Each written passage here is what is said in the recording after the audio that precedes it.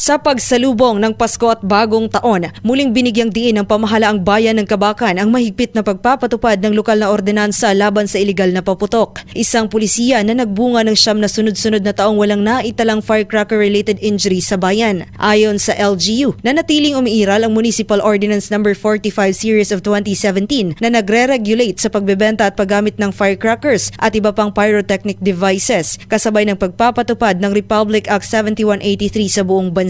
Layunin ng mga batas na ito na protektahan ang mamamayan laban sa sunog, pinsala at iba pang insidenteng kaugnay ng paputok. Ipinahayag ni Mayor Evangeline Pascua Guzman na ang maayos na safety record ng Kabakan ay resulta ng disiplina at pakikiisa ng mga Kabakenyo, gayon din ng tuloy-tuloy na information campaign ng LGU, barangay at health sector. Batay sa Rural Health Unit, malaking bahagi ng tagumpay ang malinaw na pagtukoy sa mga ipinagbabawal na paputok tulad ng atomic big, triangle, super lolo at iba pang mahigit 0.2 grams na explosive content. Pati na rin ang pagbabawal sa boga o boom-boom na gumagamit ng mapanganib na kemikal. Nilinaw naman ng pamahalang bayan na pinapayagan ang fireworks display basta't may kaukulang mayor's permit, bayad sa permit at aprobadong contingency plan mula sa Bureau of Fire Protection upang matiyak ang kaligtasan ng publiko. Sa halip na delikadong paputok, hinihikayat ng LGU ang paggamit ng ligtas at alternatibong paingay at pailaw bilang paraan ng masayang ngunit responsableng pagdiriwang ng Kapaskuhan at pagsalubong sa Bagong Taon.